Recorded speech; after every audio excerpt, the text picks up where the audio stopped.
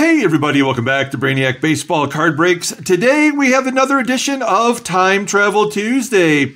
We will be opening this rack pack of 1986 Topps Baseball. And if you're familiar with this set, you know that there really is not a lot of good rookies available. The best rookie in the set is Cecil Fielder.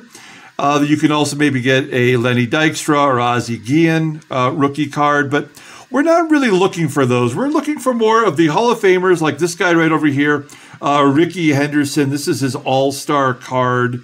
The best card in the set based on PSA grading is the Nolan Ryan card, which graded in a PSA 10 would go for about $1,000. I'm going to go ahead and start opening this up here. We'll start with the Rickey Henderson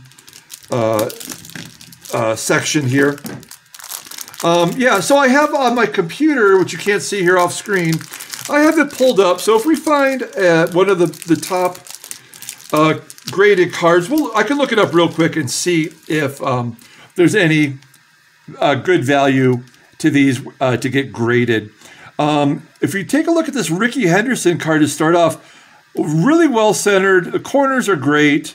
Color is very good. The Rickey Henderson, the base card for this set, goes for about $300, it looks like, graded. I'm not sure about this all-star card, but a great card. And we're going to go ahead and put this one right over here in the #1 slot. We'll see if we can't find it, which may be the best card we can find today.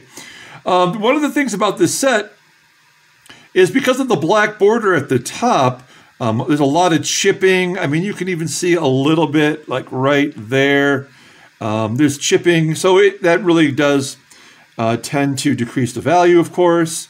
We have Steve Ontiveros. We're going to flip for Ron Kittle. Got the sexy specs on there. Love these old warm-up jerseys for the White Sox. Flip back for Gerald Perry, first baseman for the Braves. Lots of flipping. Here's Glenn Hoffman of the Red Sox. Hey, we got an Ozzie Smith All-Star card. And none of the All-Star cards I see are listed here.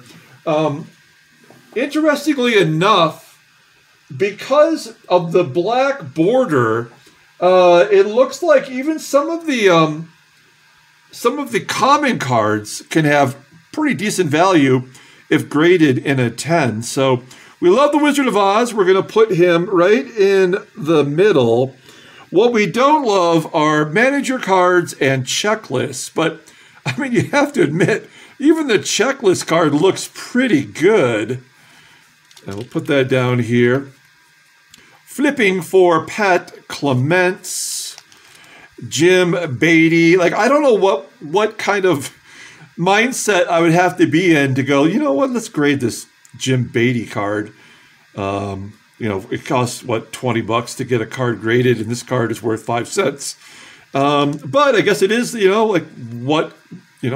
it comes back at 10, maybe worth a couple $100. We do get Hall of Famer Bert Blyleven. That's a nice looking card. Not a guy that I would intentionally grade. Put that right here.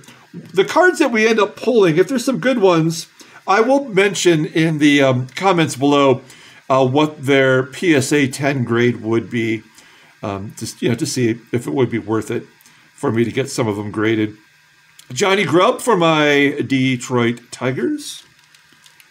Mel Hall in jail. Read about it on your own. Not good guy.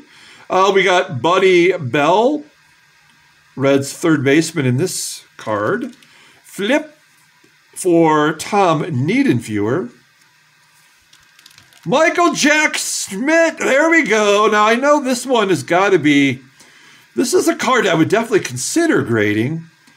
I don't know. I can't tell. We got to pull it aside here. Let's take a look.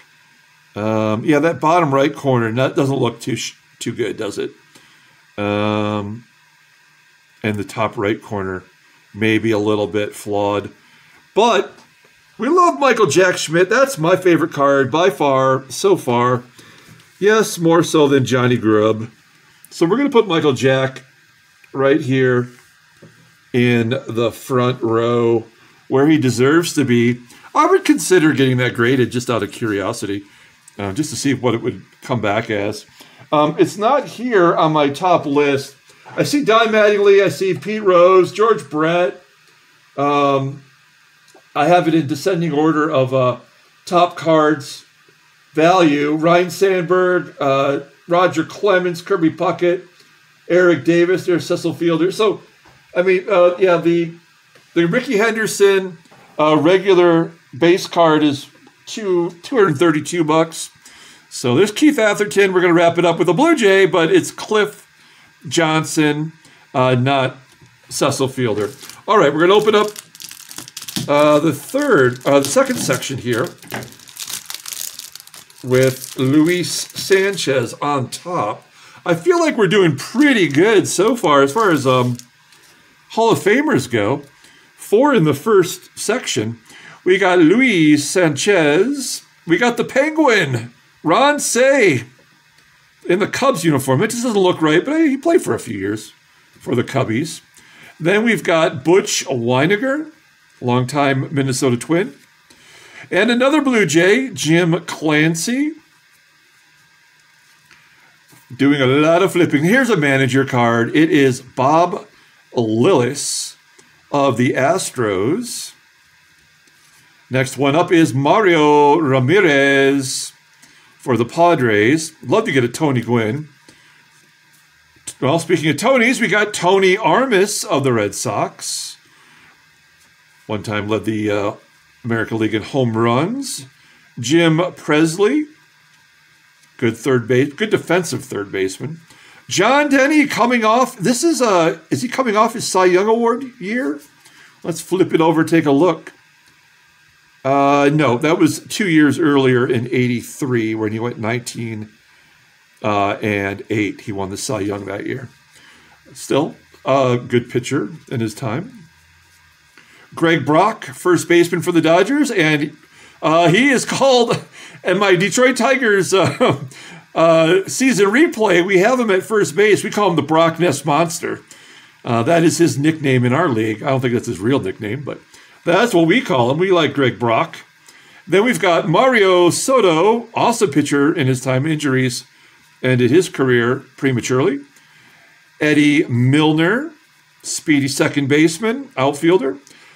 Dan Schatzeder, Schatzy, played for the Tigers for a period of time. Bob James, one-time closer for the White Sox and the Expos. We got Kong, Dave Kingman. I show this every time we see him. He played for 4 teams in 1977. The Mets, the Padres, the Angels, and the Yankees, all in 1 year. Flip for Matt Young, and we're going to wrap it up with George Wright of the Rangers. One more section to go. No Hall of Famers in that one. That's a bit of a bummer as we cut into the final section for these 1986 Topps cards. Each rack pack included a glossy all-star, and in this case, it's Terry Kennedy.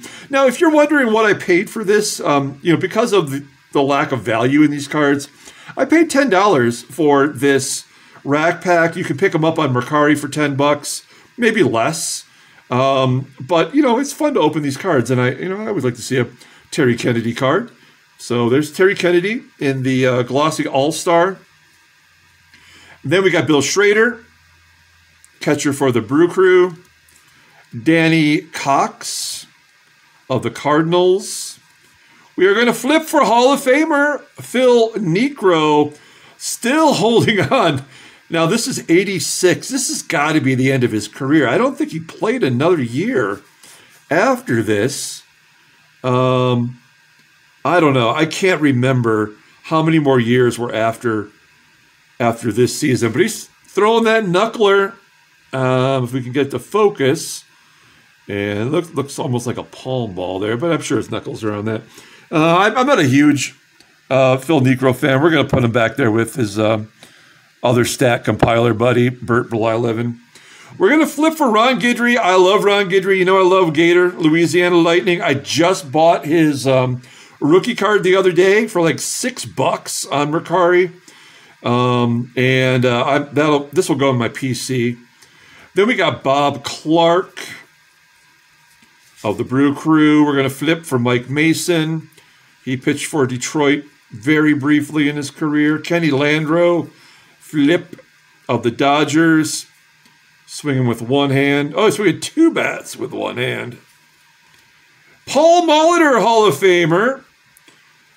Primarily a DH. That's third base there. I guess maybe he was still playing in the field at this point. We love Paul Molitor, and we're going to put him, I guess, in front of Ozzie Smith. Only because it's an all-star card, Ozzie Smith's, and not his base card. So there's Glenn Davis, first baseman, all-star for a pretty rough Astros team. Hit a lot of home runs in a terrible, terrible ballpark. Dale Berra, Yogi Berra's son, had some issues in the 80s with those Pirates and the cocaine times. Hey, Dwight Gooden. All right. Well, we love Dwight Gooden. This card goes for about $125 in a PSA 10. God, it looks so good, right? I mean, all of these cards look great. I mean, just really well. I mean, I guess this one's more left to right, right? It's a little bit off, so probably not a 10. But that's an awesome card. We're going to put him here in front of Ricky. Or Ricky be Ricky. All right. We got Willie Wilson, another speedster like Ricky of this era. And another guy who got involved with cocaine like Dale Berra. We'll put him in the Dale Berra cocaine pile. Mike Heath, catcher for future Detroit Tiger. We got another Hall of Famer, the Kid. Gary Carter, the Kid before Ken Griffey was the Kid.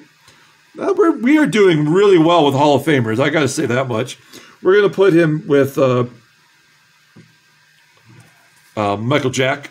And we're wrapping it up here. We got 2 to go. Rick Rhoden, good pitcher for the Pirates. And finally, slugger Bob Horner, first baseman, third baseman for the Bravos. So pretty good. I mean, I like the fact that we got the Ron Guidry card in there as well. We cleaned house with Hall of Famers. I mean, Gary Carter, we got Michael Jack. That's probably the best card we pulled. But I'll put it in the comments below what these are in a PSA 10. Paul Molitor, we got an Ozzie All-Star. We got Doc Gooden, not a Hall of Famer, but just a great card. This is the year that he's coming off a 24-4 Cy Young Award-winning season. I mean, come on. That guy was lights out. A 1.53 ERA. What a great card that one is. We got Ricky B. Ricky. We love our Ricky Henderson here. That is a sharp card, and that card might be worth getting graded. I mean, that is almost perfection. And then we wrap it up back here with a couple other compiler pitchers, Phil Niekro and Bert Blyleven. So that's going to do it for this edition of Time Travel Tuesday. We're going to put our last Time Travel Tuesday 1983 84 rack pack right here, and the Time Travel Tuesday collection right here. You can go through and check out some of our contests that we've given away with 1983 rack pack, where we're trying to find that Tony Gwynn or Ryan Sandberg or Wade Boggs rookie card. That was a fun video. So check those out if you get a chance. Like it or subscribe to the channel, and we'll be back once again with some more great classic vintage cards. Until then, everyone, have a great day.